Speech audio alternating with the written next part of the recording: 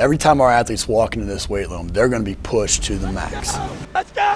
Let's go! The barbell hasn't changed in over 100 years. I can take a 25-pound plate and we'll go out on the turf and I'll have you hating life. We talk about straining your gut, pushing past that comfort level. I want a lot of energy.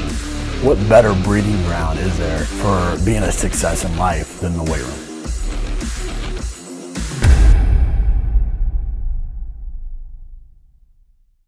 Hey guys, welcome back to Iron Game Chalk Talk. I'm your host, McKeefery, and this is episode number 219. I want to thank you for each of you guys for listening each week. Really appreciate those of you that share, like, comment. It just helps me spread the message, and ultimately that's why I do this, is just to try to give back to the coaching community. I also want to thank our sponsors, and specifically VersaPulley, for bringing this episode to you for free. Only partner with brands and groups that I use, appreciate, that have the same mission to try to give back, and VersaPulley is definitely one of those companies. This week I'm joined by Jake Schuster. Jake is the assistant strength coach strength and conditioning coach, works with the track and field program at Florida State. Just got that job. Most recently has been with USA Field Hockey and a plethora of places. But man, I appreciate you coming on the show. Thanks so much for having me, Coach. This is the podcast that inspired me to start my own, so you're my hero in that regard. So it's a real honor to be here. No, I appreciate that, man. Well, you've worked a handful of places. I mean, we talked about Florida State, which is coming. You got USA Field Hockey, New Zealand Rugby. You grew up as a wrestler, lacrosse athlete. Out of those experiences, which one do you point to being, what motivated you to become a strength and conditioning coach, that decided to go in this field and maybe best defined you as a coach? Well, I became a strength and conditioning coach because I kept getting injured in sports, in college wrestling specifically, and wanted to figure out why. So I studied nutrition, I studied weightlifting and things like that. But the experience that I would say formed me as a coach the most was my time in New Zealand, because I had to make the most of a limited amount of time in which I was able to coach. So I was just a cog in a big machine, and I was working under Dr. Matt Kritz there with the New Zealand Women's Sevens program specifically, and I got to for my own PhD research design and deliver their Wednesday session, so a Wednesday power session, which involved lifting and sprinting. And so knowing that I had about 2 hours a week in which to make an impact made me really be in the present. And I think as young coaches, we can get caught in a bit of a cycle of always thinking about what's next or what we need to do to further ourselves, and think about programming and all these things that are out there, rather than just looking at the athletes right in front of you and how you're going to coach in that moment. So that experience forced me to really make the most of every rep that I had. Yeah, I think that's fantastic. And that's something that's often overlooked as coaches, but it's ultimately what we run into in every situation. We're all faced with limitations, be it time, be it resources, be it whatever. And you have kind of what you think is the right way of doing things, and then you have the way that you have to do things because of logistics or whatever. Right. We'll dig into that a little bit deeper, but before we do, along the way you've made, mistakes. Yes. What was one of the biggest mistakes you made, and kind of how you learned from it? Coach, I'd just say any time that I've ever thought that I knew better than someone who is older than me. I think elders are they are where they are for a reason. I know Coach Jeremy Shepard loves to say, respect your uncles, and I really like that.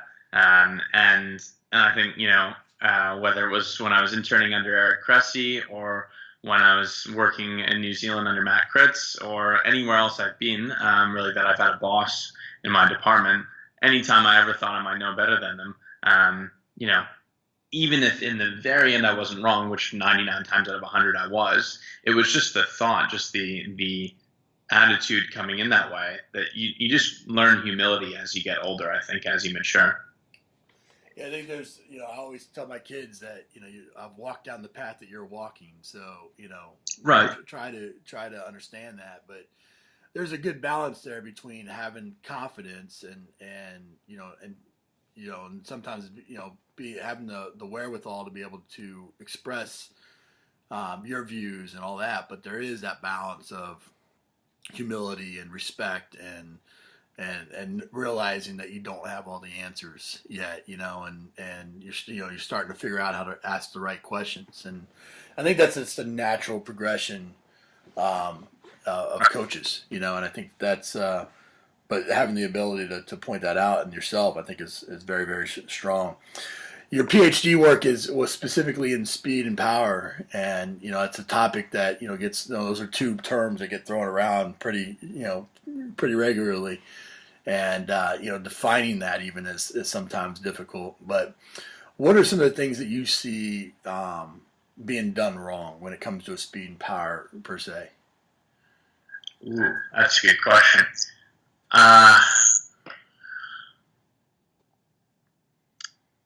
I mean, the obvious one is just doing a lot of drills and a lot of fancy drills. I mean, I think the best way to train speed is to sprint. Yeah. Have an educated coach watch you sprint, and then give some feedback, and then sprint again. Right. I mean, look, skipping, hopping, bounding is wonderful, productive, important. But a lot of people think, oh, if I go do this dribble variation that I saw on Instagram, my athletes are going to get faster. Well, if they're not actually sprinting alongside it, or getting feedback on their running form, from a good coach, then they might not get faster. Right. I think what I often see, and tell me if I'm wrong, is it's not so much even the fact that they're not sprinting. It's often the fact that we're doing too much sprinting, or we're doing too much of the additional stuff. When it comes to maintaining a very efficient CNS and being able to call upon that power in a state of readiness, what are some of the things that we can be doing as coaches to make sure that we're prepared for those moments? That we have the CNS firing. Yeah, we've trained in a way that we're able to efficiently, like you talked about earlier, call upon our motor units and the CNS and to where we're not in a constant state of fatigue. And I think the obvious answer is obviously don't do as much, but what's the right balance there? I see. I mean, the easy thing to say is nail the 23 hours that we're not training a day or so.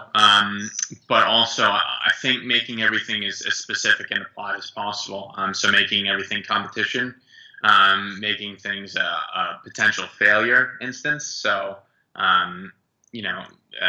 you can call it constraint-based training, you can call it dynamical systems, whatever you want. But setting things up so that an athlete does the exercise correctly, or does it successfully in a manner that we would want them to during competition, or else they fail. And they fail in a way that we don't have to tell them that they failed. They know it. So I find that doing simple races or chasing one another or just practicing match situations. So like in rugby, starting at the 22-meter line and running to try and score a try, and having a defender come at you from different angles. And that's evasion training. That's multi-directional running training rather than just using cones and things like that.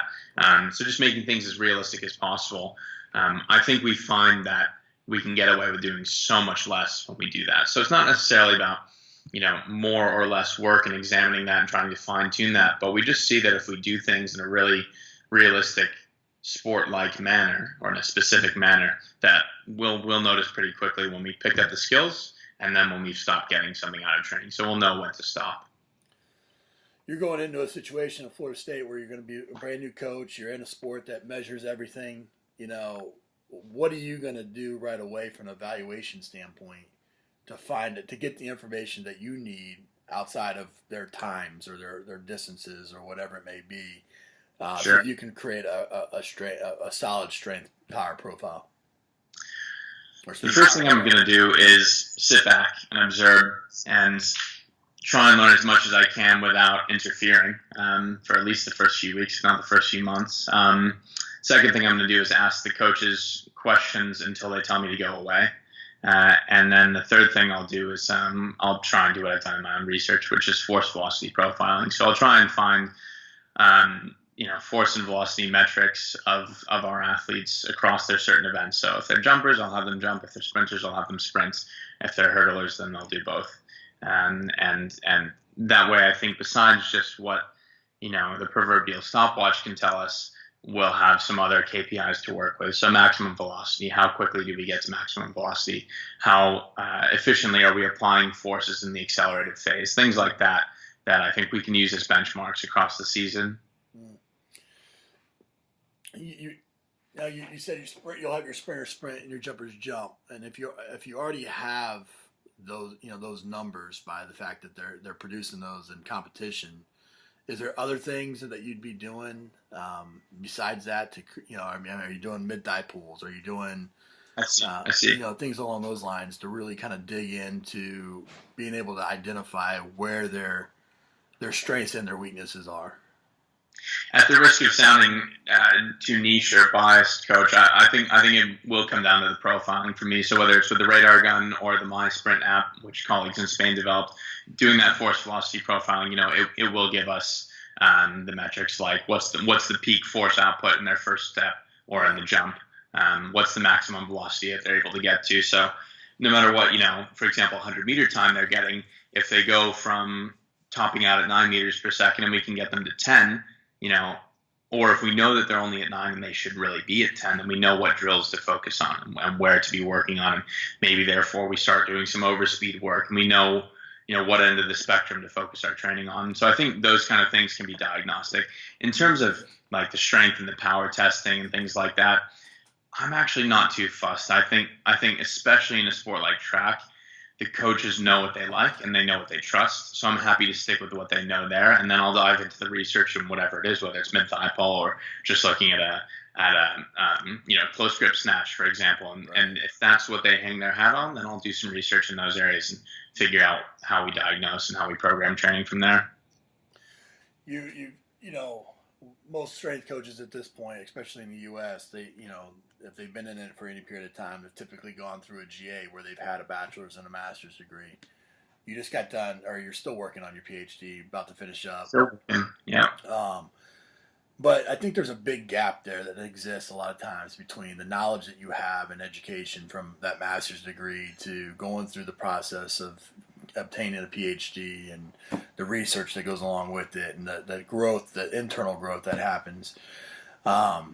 You're a smart guy. I mean, obviously, we're talking about some things that are really high level when you're talking on force velocity profiles and things along those lines.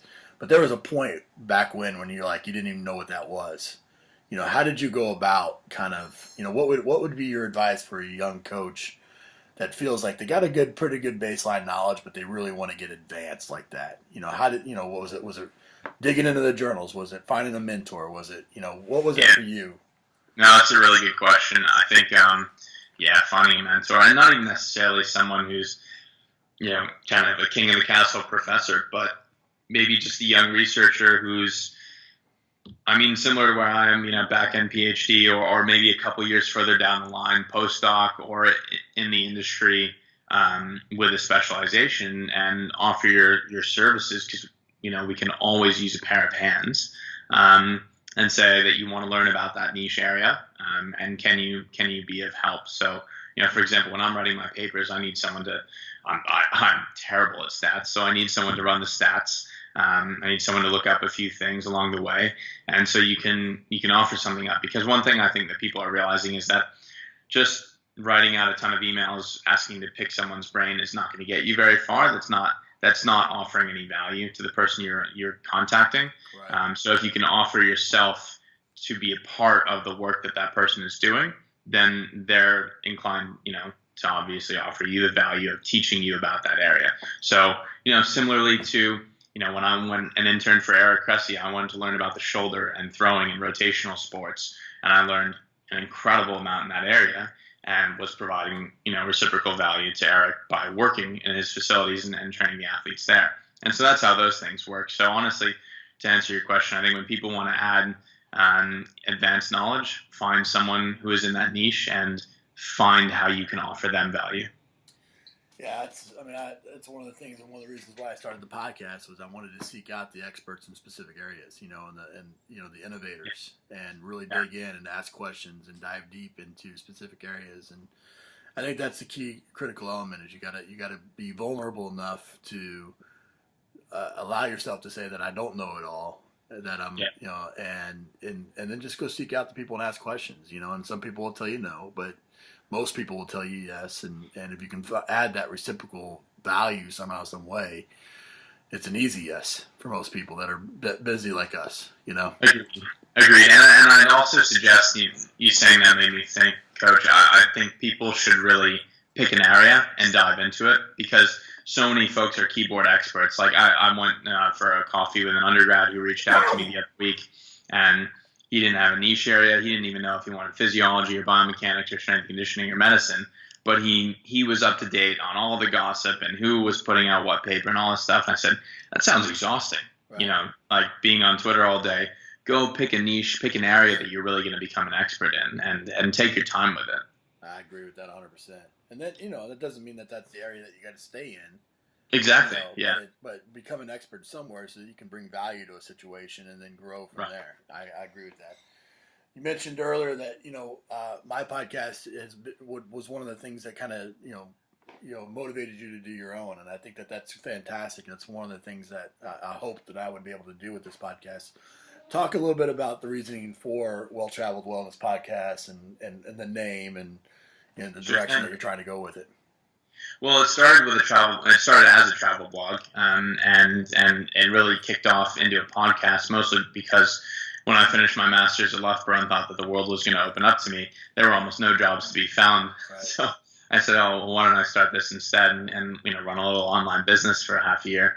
And it came off of what we just mentioned. So is that I didn't feel comfortable just reaching out to people and quote unquote picking their brains anymore. I didn't feel that was fair to people, to their time. So I wanted to try and offer them value by hopefully helping to give them a platform and an audience from which to grow their own profile, or at least just to share their knowledge, recognizing that not everyone goes and reads every paper or, knows what's happening in certain setups, but people can in the kind of safe environment go and talk about what they do and what they offer the field. So that was my motivation. I wanted to, just like you, talk to a lot of experts and learn from them. It's turned into an incredible networking tool. I feel a bit guilty, at the network I've built from doing it, but it's also just incredibly fortunate. The direction it's going, as people have probably noticed, it's had a few month hiatus. I've been rebranding. It's going to be called Voyager Sport now, after my own voyage and traveling and working in different places. And also, I think the Voyager spacecraft are some of the coolest things that NASA or humanity has ever done. They've gone farther than anyone else without making much fuss about it. And that's something I kind of strive to do. It doesn't come naturally to us Americans, no fuss, but that's what inspires me. So Voyager Sport will be up and released. I think episode 1 is Alex Wolf from the EIS. So that'll be up probably by the time you publish this. No, that's fantastic. Thank you. We finished the podcast with some resources here. Give us the best piece of coaching advice you ever received. I'm going to have to give two. So one is from Coach John Kiley, and he gave when I interviewed him, and I'll actually be publishing that soon. And he said the best program or the best philosophy is whatever will best serve the athlete right in front of you. I really like that. And the other best piece of coaching advice I received was from Nick Winkleman when I was out in Phoenix, and he mentored me on writing the training intervention for my PhD project. And he said, we have to find what works best for our athletes. So it's a very similar piece of advice. And he just said, everyone's familiar with his work around cueing, of course, and on how we talk to our athletes. But the way he said it to me just helped me realize that we really have to drag ourselves as coaches out of our own heads and into the space where we are with the athlete in front of us and give them exactly what they need to facilitate them having, the best experience and getting the most out of their session. Yeah, it's awesome, man. Well, man, this has been great. I think, one of the things that stand out to me about you that I really respect are the fact that, when you talk about your journey, you never really just sat on your hands, like a lot of young strength coaches do. They sit back and they wait they're reactive. They wait for things to kind of happen. And you're a guy that kind of always, whether it's starting a podcast or go getting your PhD in New Zealand or doing whatever, I think you're a guy that just kind of like knows who you are, wants to, takes action And then, most recently, obviously, you waited essentially for the right opportunity. You didn't wait, but you actively looked for the right opportunity for you to use your skill set in the best way. And going to Florida State, working with track and field, with your background, educational background, with your unique life experiences, I think is a really cool thing. And I think a lot of coaches can take that away from you. And by listening to your podcast and doing things like that, I think they can grow in a very similar way. So I appreciate you coming on the show and sharing, man. Thank you so much, Coach. Awesome. That's it for this episode of Iron Game Chalk Talk. Thanks to this week's guest as well as our sponsors for bringing this episode to you for free. Make sure to check out ronmckeefery.com where you can join our mailing list, find the show notes, including all the links and resources mentioned, and information about Coach McKeefery's other products. While you are there, please join Coach McKeefery in the comments section thanking our guest for sharing. If you haven't subscribed to Iron Game Chalk Talk on YouTube or iTunes yet, make sure to do so. Comments, ratings, and reviews are always welcome. Coach McKeefery can be found on Twitter at @RMcKeefery, on Facebook and YouTube at /Ron.McKeefery. That's it for this week. Be sure to check back next week for another great episode of Iron Game Chalk Talk.